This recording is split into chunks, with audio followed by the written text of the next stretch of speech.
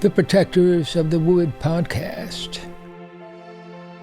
The destruction of our planet is becoming real life. Remember that everyone can make a difference, and every action counts.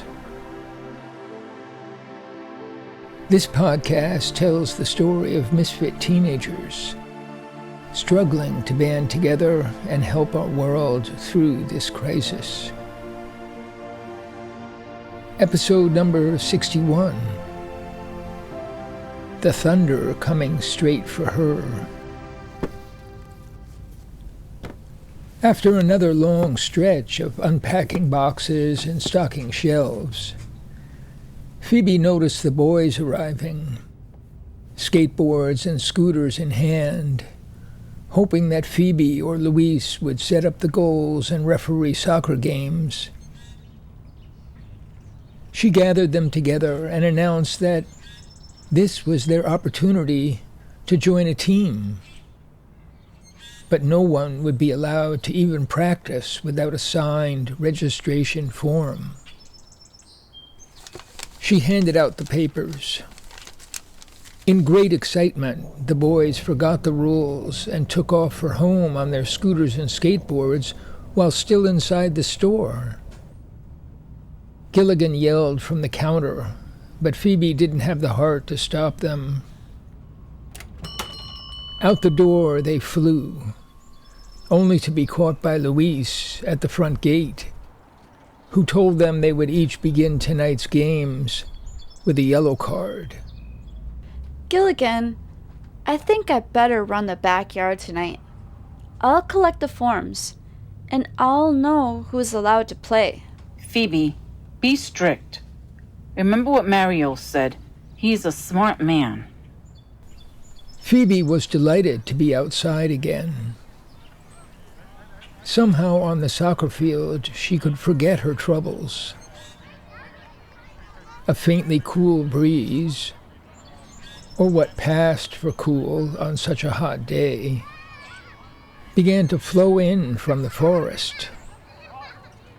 People who had been inside all day began to come out looking for fun.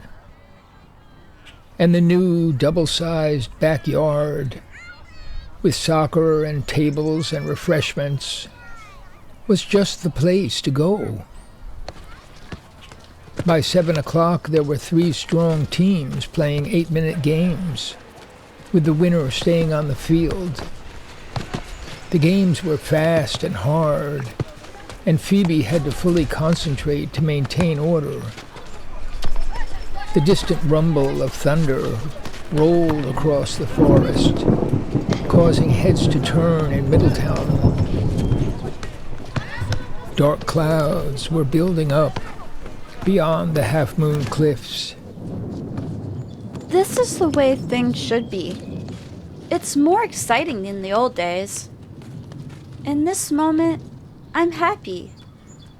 Look at that beautiful moon rising.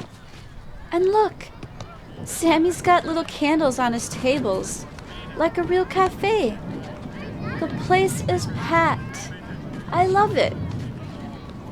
Another team of 6 players joined the furious tournament.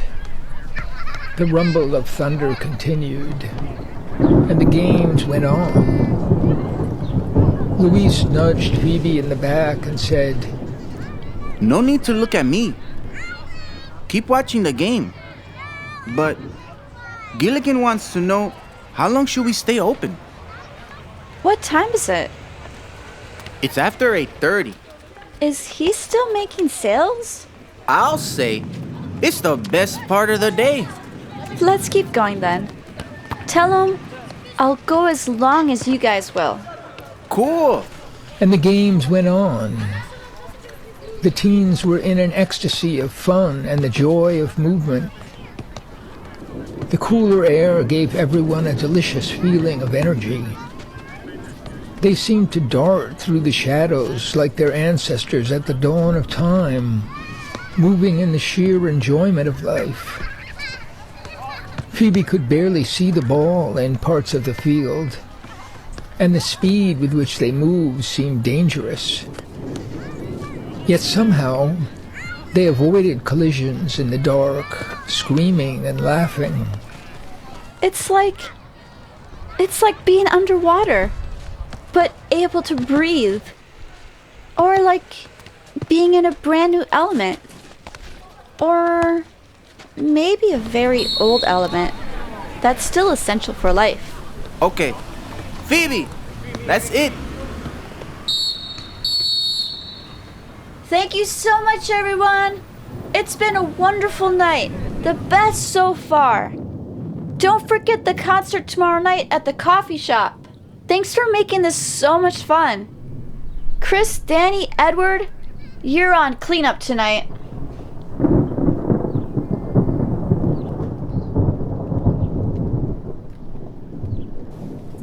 As Phoebe talked to the boys, answering questions about the new team and discussing the night's games, the group moved towards Sammy's tables.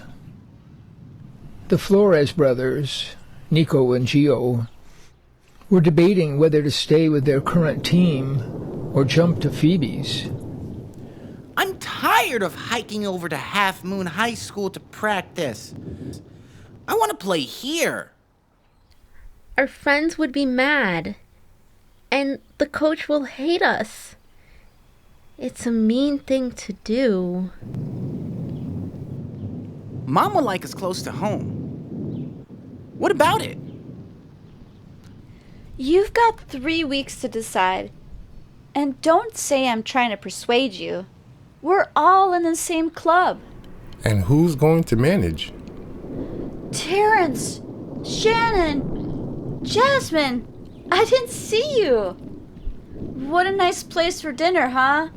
Candlelit tables, the moon, the stars. Why don't you join us for a bite to eat after you finish up?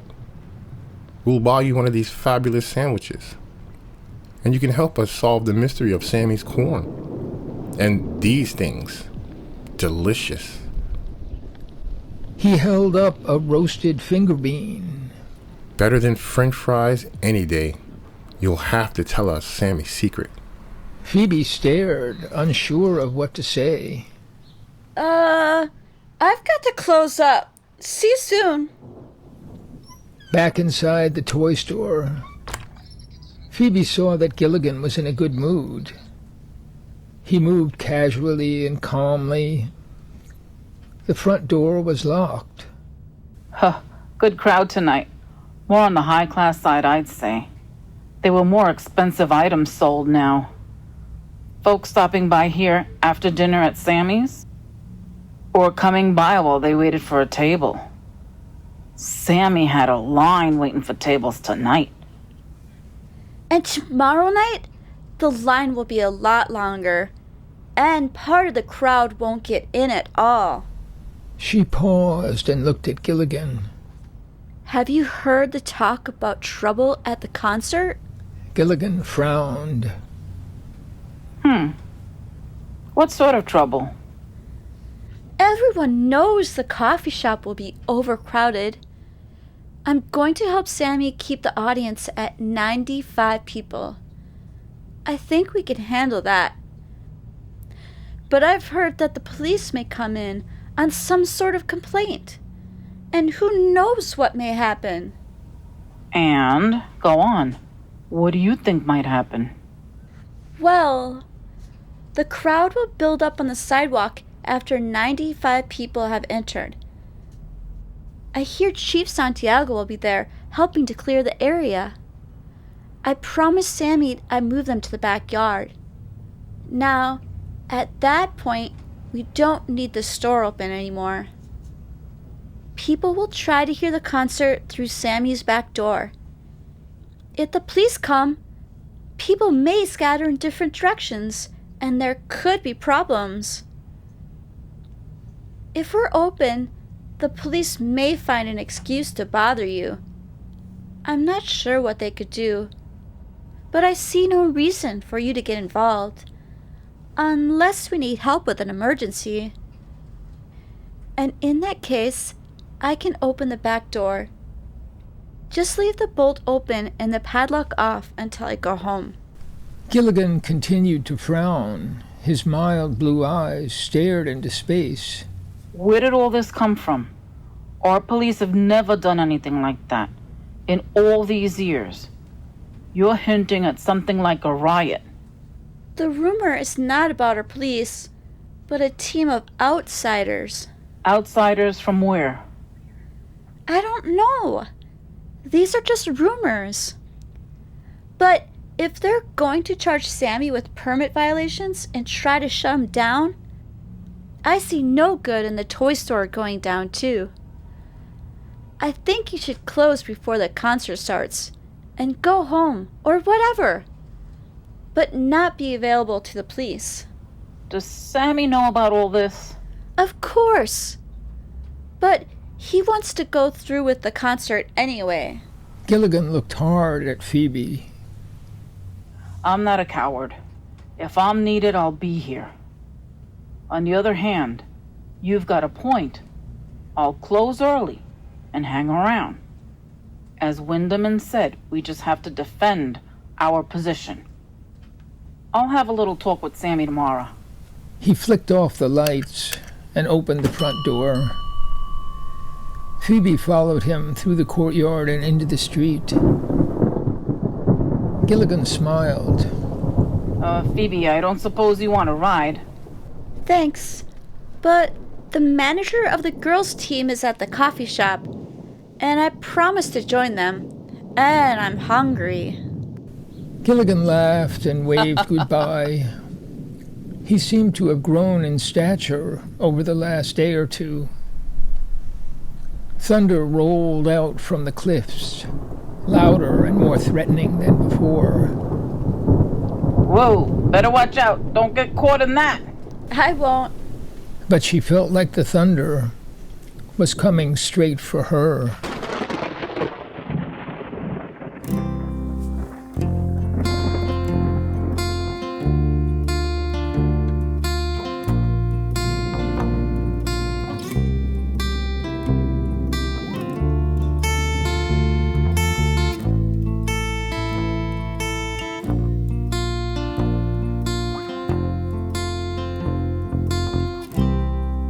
Come follow me. It's alright, you see.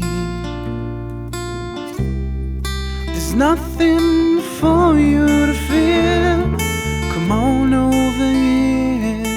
You can see me through your tears. I'll listen to you. I hear what you say. Go ahead and cry from your heart. I'll see you part. With me, there's always a way.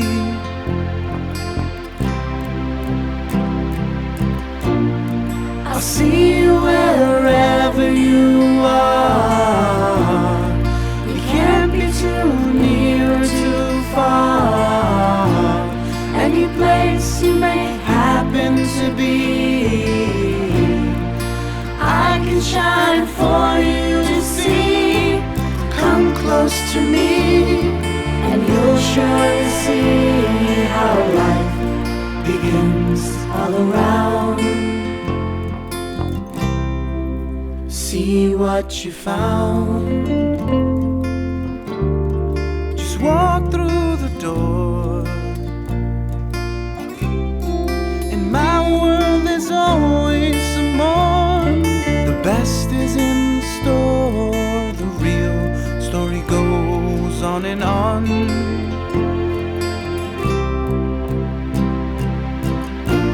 Don't think that the pain is the end.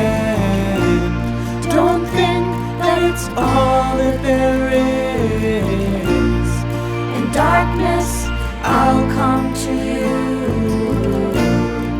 Remember, I'll always come through. If you only knew, it's all really true. How life begins all around. See what you found.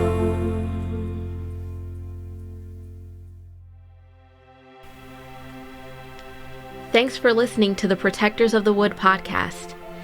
Find all our podcasts, songs, and projects on our website, protectorsofthewood.com.